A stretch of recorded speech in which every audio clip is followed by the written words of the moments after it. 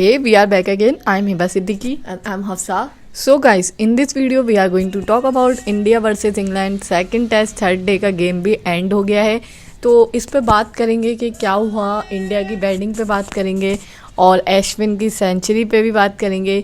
तो आपसे क्या कहेंगी, कैसा खेला इंडिया ने? क्या पिच ने बहुत ज़्यादा सपोर्ट किया इंडियन टीम को, ये क्या हुआ ये?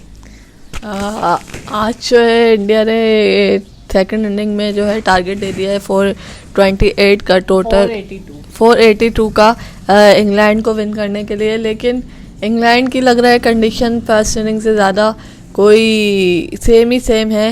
134 भी आज इस दफ़ा मुश्किल लग रहे हैं, जो 3 आउट हो चुके हैं 53 पे।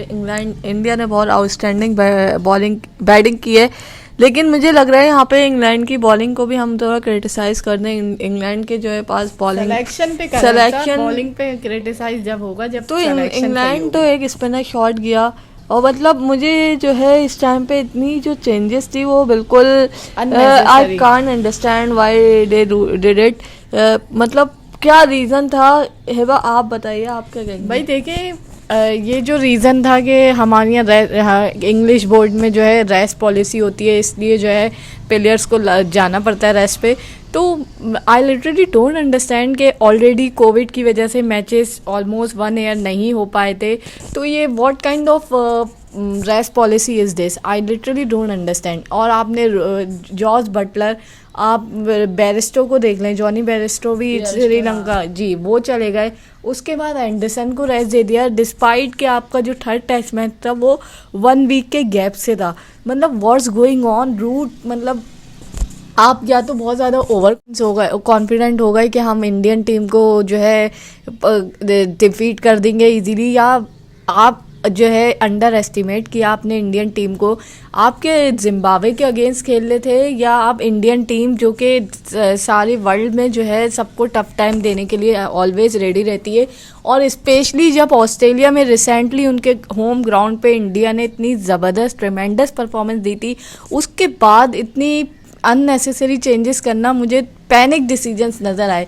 अब सब व्हाट डू यू से, आप किस तरह एलेबोरेट करेंगे रूट की? आई एग्री विद यू कि ये बिल्कुल समझ नहीं आया कि क्या पैनिक होने की तो का रीज़न क्या था कि मतलब आप लीड कर रहे हैं सीरीज 1 आपको लीड हो गई है। तो इंडियन कैंप में होना चाहिए था ना कि वो एक विजिटिंग टीम से उन्होंने सिर्फ 3 या 2 से एडजस्ट किया और अपने टीम को विनिंग ट्रैक पे लिया है।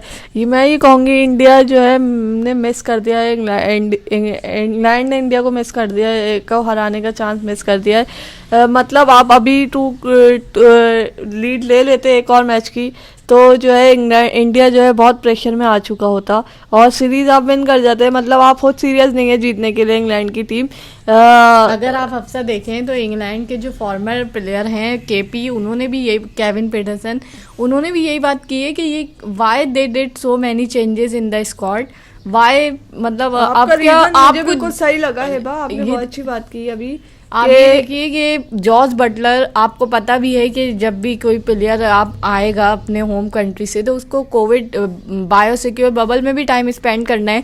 तो लिटरली डोंट अंडरस्टैंड, आपने ओपन चांस दिया। जिस दिन, अगर आपने प्रीवियस वीडियोस हमारी देखी है तो मैंने उसी वक्त प्रेडिक्ट कर दिया था कि रूट ने जो है इंडियन टीम को ओपन चांस दे दिया है, despite all of the things के पिच बहुत ज़्यादा पुअर है और जो है ज़्यादा सपोर्टिव है इंडियन टीम को, और डे 1 और डे 2 की पिच नहीं है। लेकिन रूट ने भी बिग मिस्टेक्स की हैं सिलेक्शन में। व्हाट डू यू से? बिल्कुल एग्री। आपने बहुत अच्छा पॉइंट इस वक्त रेस किया है कि जो है ना, जब कोविड हो गया, कोविड में 1 ईयर का क्रिकेट से सबको गैप मिला ऑलमोस्ट, तो उसके बाद भी आपने कोविड के बाद भी पाकिस्तान से सीरीज़ खेली है और जो है श्रीलंका से खेली है, तो आपको इतना वर्कलोड भी नहीं आया। तो रेस्ट पॉलिसी को भी आपको अकॉर्डिंग टू कोविड सिचुएशन जो है चेंज करना चाहिए था।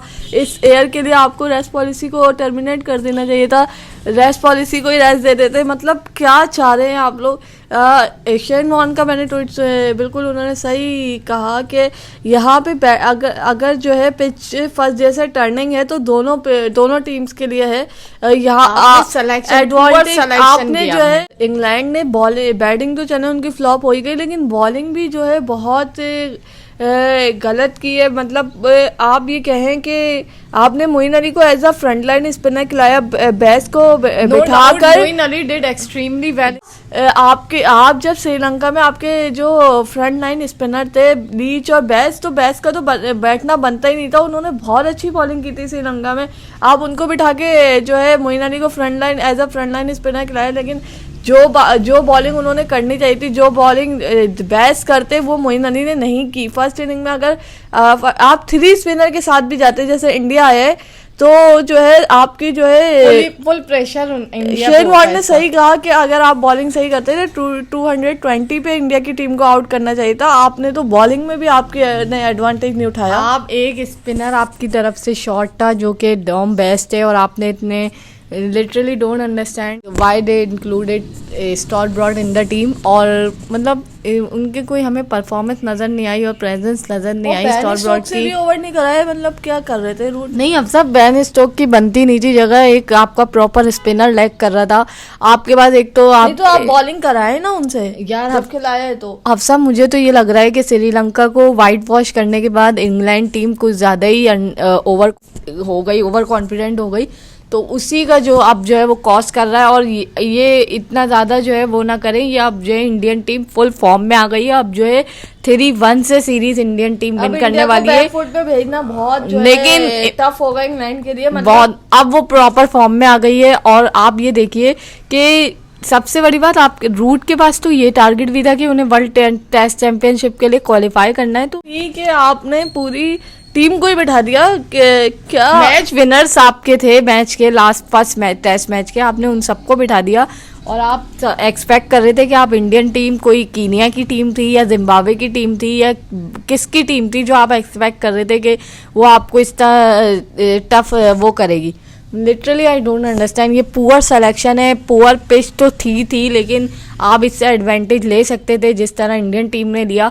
लेकिन आपकी just because of your poor selection आप इस तरह से, अब इस वक्त आपके पास 482 की लीड है, डिस्पाइट के आपके पास स्टिल 2 डेज लेफ्ट है। आपके ओनली 53 रन जिस पिच पे जो है अश्विन जो है आकर सेंचुरी स्कोर करके गए, विराट कोहली ने 65 रन बनाए, तो फिर आप बताइए ना, यहाँ स्किल्स का भी जो है बहुत डिफरेंस आ गया है, क्योंकि इंडिया ने अपनी स्किल्स शो की हैं इस पिच पे। तो विराट कोहली ने the way he batted and Ashwin, तो यहाँ पे आपकी सिलेक्शन ने आपको जो है इंग्लैंड को जो है बहुत आप ये देखिए एंडरसन आपके जो फास्ट बॉलर थे, उन्होंने इन्हीं पिचेस पे आपको विकेट्स लेके दी और क्विक विकेट्स लेके दी, तो आपने क्यों उनको ड्रॉप किया? एंडरसन को तो आपने रेस्ट दिया ही दिया, आर्चर के लिए आपकी बैड लक हो गई, लेकिन क्रिस वोक्स को खिला लेते आप ब्रॉड की जगह। ब्रॉड का तो कोई बनता ही नहीं था। क्रिस वोक्स से आपको बैटिंग एडवांटेज भी हो जाता। बहुत अच्छे ऑलराउंडर हैं वो।